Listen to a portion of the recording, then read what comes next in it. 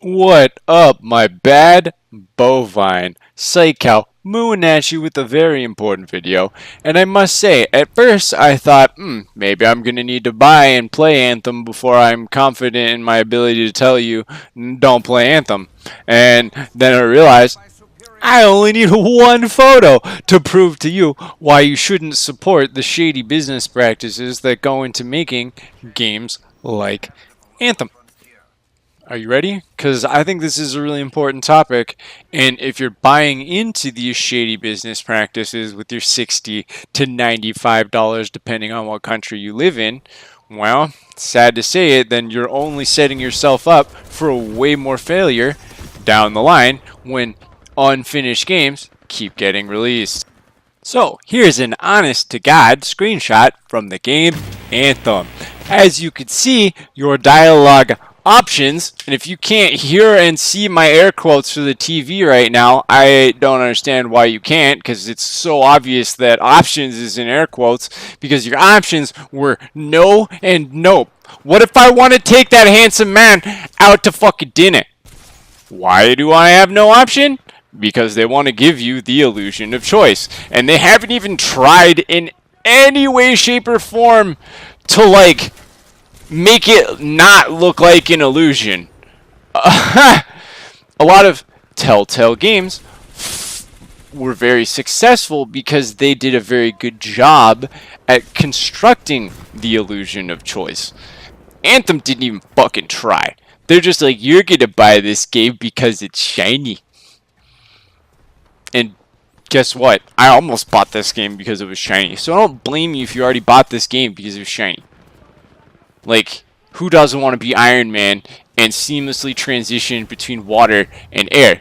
Well, maybe someone who doesn't want to have to sit through 3 to 8 load screens. Okay, 8 is excessive, but I'm pretty sure I've heard that 3 load screens in a row is a pretty common experience in Anthem.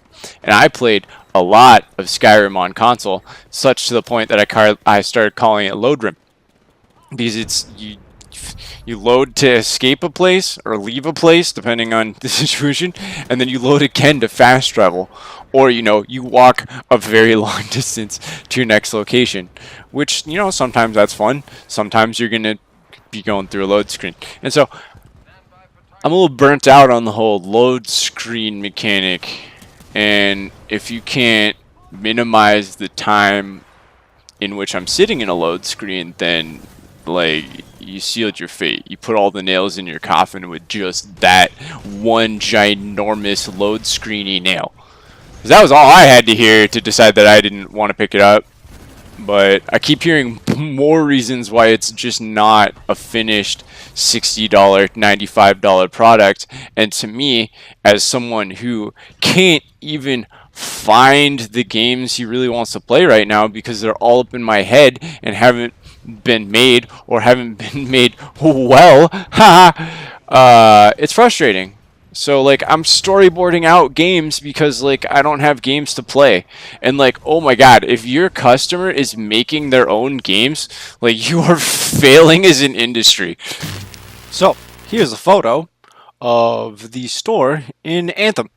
As you can see, it's almost identical to the screen that had people freaking out in the beta, except the prices of the currencies have been adjusted. And everybody's like, oh, they're doing the right thing.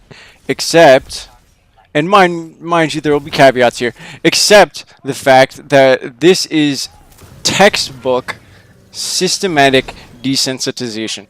And by the way, I want to start throwing more psych terms into my video because I'm psych cow, and this is the fuck reason why you come here. So, systematic desensitization. Say it with me because it's a little bit of a tongue twister. Right? Hard. Okay. Essentially, what it means is that over time, through exposure, you make people more okay with your end goal. And I should probably pull out like a psych dictionary right now and give you the actual textbook example, but instead I'm just going to give you a real world example that I hope you are capable of working with. So, you get a knock on the door. It's your local constituent saying, hey, we heard from your neighbors, which, by the way, different manipulation tactic. We heard from your neighbors that you like Bernie Sanders. We're not even getting political here. This is an example. So they say, hey, are you okay with putting this ginormous Bernie Sanders thing on your lawn?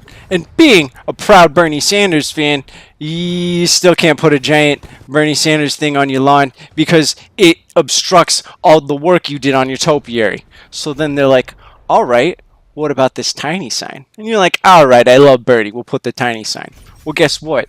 Next week, those same people show up with a medium-sized sign. And then at that point, you're more inclined to take the medium-sized sign because, you know, you've had a week with the little sign and it's not a giant sign. You understand? They're trying to get you to settle in the middle, and that's their goal the whole time. Is to get you to take the medium-sized sign. They don't give a fuck about the giant sign, and they sure as shit don't give a fuck about the little sign. What they want to do is sell you the medium-sized sign. And that's what's going on in Anthem. And to me, one of the most important caveats that makes it a bit more forgivable, even though it is blatantly and fuck all manipulative as shit, is the fact that it's pretty easy to generate in-game currency. You can usually get the stuff you want out of the store without spending money on it. And so it makes me more inclined to cut them a little bit of slack, but at the same time, I really, really, really do not like blatant manipulation tactics. And you could say that they were testing the water, but anyone with a wallet knew how this was going to go down. Like, because you know how people are going to react to what is objectively a lack of value. It's not hard to predict. So I think to assume that these people aren't using these fairly well-known, documented, exploited manipulation tactics, I feel like it would be a bit naive. Up next, we're going to talk about why you should absolutely buy Fallout 76. No, I'm just fucking kidding. Don't buy that game either for all of the same reasons. Don't spend full price on a game if the game is not finished. If people are telling you this game feels unfinished, don't buy it. Do not support that business tactic. That's all I'm trying to say here. I'm not trying to single out Anthem, which is why I'm mentioning Fallout 76. What I'm trying to single out is a problem in an industry that cannot wrap its head around what people actually want. For a long time, people have basically said a really good model is free to play and then sell me skins that I actually want. Don't drop a AAA title that's not done at full price and then expect people to spend more. Jim Inquisition says it all the time. He's a considerably more famous YouTuber than myself. But I don't see enough people dissecting the psychology behind what's going on. Because it's been a series of AAA industries gutting titles in an attempt to manipulate you into a grind that is not worth your time. And what they should be doing is making things feel fun and exciting. Let's shit on Trove's gem mechanics for a while. Talk about a mechanic clearly designed to keep you as hooked as long as possible. Does it feel rewarding to gain PR at a molasses rate? No. Does it feel necessary? Absolutely. And that's what they're trying to capitalize on, is that you feel like you have to do this. But you don't. You can just not play. You just not play any of these games that are trying to manipulate your time in this way. I prioritized mastery in Trove for a long time because I enjoy fashion. And I knew that if I waited long enough, I'd have enough stuff built up that I would just be able to have PR and it wouldn't feel like a nightmarish grind. But you gotta keep in mind, I'm foregoing playing your game to let days go by. That's not a good mechanic either. And so what you're seeing is a lot of these attempts at manipulating your time, and what they should be doing is not manipulating your time. They should give you something that's fun. I miss depth. I miss depth a lot. And that game generates a lot of ignorance and hate because it doesn't hold your hand through the learning curve in the slightest. But it's $20 and it's often on sale for $5. And you could play that game forever and never buy a skin and still be happy. Because a lot of the skins suck. So, clearly, no game is perfect. But at the end of the day, what games should be striving to deliver is an experience that is legitimately rewarding. If you're playing something and it just doesn't feel legitimately rewarding, the way that smashing a squad of grunts, that moment was so awkward trying to let that guy go by, so funny. Anyway, if your game doesn't deliver satisfaction and has a bunch of people saying it's not finished, which is something I know I keep coming back to. It's not finished, it's not finished, it's not finished. Early game releases kind of set us up for this. Oh, and by the way, check out this sick play. I fuck up, right? I'm like, no, my missiles, because that guy's immortal. And then I'm like, oh, but watch how perfectly, oh, yeah. Oh, that, when you, okay. Get back into Titanfall for half a second. I'm pretty average pilot when it comes to running around on the ground and killing people.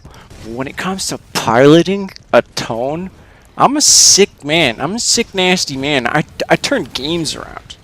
Like, I idled for a long time in this match, and we were losing, and then I hop into Titan, what happens? We are not losing. I get in 1v1s against Titans as a pilot, though, and that shit is my favorite. It's really easy to overestimate your opponent and get cut in half, but oof, when you do that good zig and that zag, and then that Titan has to eject, satisfaction. It's what you should be striving for in a gaming experience. And if at any point in what you are developing the words manipulate come up, reevaluate. So, getting back on track on how we kind of did this to ourselves by systematically desensitizing ourselves by allowing beta, alpha, early access specifically into our lives. What early access said was, we have somewhat low standards. As long as the game's okay, we'll be patient enough to wait for the future where the game is great. And then that went on for a while, and it wasn't bad. It brought us awesome titles like Salt, Subnautica. I really wish they would make an Arc 2 that wasn't sitting atop a pile of spaghetti coating. You know what I mean. Spaghetti coating. Yeah. Titles worth playing that probably otherwise wouldn't have been made. But in comes AAA developers, to use Jim's tone of voice, which I refuse to say every time because it's just too much. AAA developers saw an opening because it's their job to eke out as much profits as possible. And the mind boggles when games sell 7 million copies, but they're upset it didn't outsell the last game by 500,000 copies. Like, you really can't expect the 5th game, 6th game in a series to generate more income than the last. You really just want to have a nice baseline that you're happy with. And the problem is they see through these manipulation tactics an opportunity to just try and get all the monies. And I feel like this industry that I grew up in, playing games like Halo 1 and then Halo 2 comes out, and it's just hours and hours and hours of enjoyable PvP with my friends. Then the only thing they tried to sell us was more maps, and that was a broken mechanic from the start. And they at least recognized it and fixed the problem, because they recognized that in releasing maps that cost money, you're splitting your community. You're increasing queue times. You're making matches less likely to start because you have people trying to play new maps and you have people that are stuck in the old maps. And so what did they do? They sold the maps at an affordable price, and they used that to offset the cost of releasing the maps for free later. Because 2 months of you having early access to a game's maps is beneficial, it's fun, it's enjoyable if you are willing to spend your hard-earned dime on that. And if you're not, game comes out 2 months down the line, you get to play with your friends who are broke at the time or whatever, or your friends that don't see the value in that. Because that's seeing a problem and fixing it. What I see instead is AAA running the cart. Okay, hold on. Let me take a moment, and I'll probably have to splice my thing. I want to come up with a good, unique analogy for this situation. So, you have a horse. It's an incredible horse. It's won a lot of races. It continues to win races, race after race. But for some unknowable reason, you're unhappy that this horse is winning the race because it didn't win the race by 0.5 seconds faster than last time. It's illogical. And this is where I think I might as well just branch off into the discussion where we kind of take a moment to think about the future of humanity. Because if you have stock investors that you're trying to please, but you can't really be straight with them about like what is and is not an acceptable baseline, you can't set them up to expect consistent returns, then you shouldn't ever set them up to expect more and more and more. That's just this disastrous recipe for your house of cards to come cascading down around you as you try and narrow the margin, push the times, get as much out of a human being as you can to make a game that ultimately isn't even finished. And it's sad. I've watched a lot of YouTube videos lately across a number of different channels, and it really feels like this is a consistent story in upper level developing. It's just, you work as hard as you possibly can, you sleep under your desk, and you still know that your end product is going to get shat on by the public because the deadlines are impossible, because the expectations for more and more profits are unreasonable. So we need to shift our paradigm. It can't just be profit, profit, profit. It needs to be acceptable living. And eventually, when we have robots that have just taken over almost everything and made any dumb, unimportant task doable by something that's not organic and free thinking, then you're either gonna get this ludicrous, massive die-off, where the people who own all the robots just don't give a shit and you're dying in the streets because you have nothing. Because, or there's going to be a redistribution of wealth that allows us all some form of expressing our creativity. And if we can't capitalize on the human potential of creativity and exploration, then there's no future here. At the very least, there's no future here for the vast majority of us, because we will not, by virtue of sheer volume, be likely to be in the number of people that make it to that top tier that's weighted on hand and foot at all times, because you won't be able to afford that robot. Because you can't afford that robot, you're slumming it until your lineage is extinct, because there's no hope. So clearly that's not a workable future. Japan has tax laws in place, at least as far as I've heard, to try and prevent this insane dystopian future.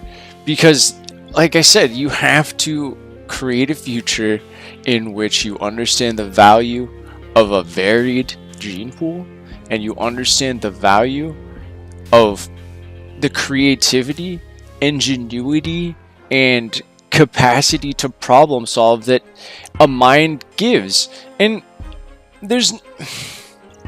you can't easily program an AI to care, but I guarantee you can program it to doubt. And in being more doubtful of the way we trudge forward,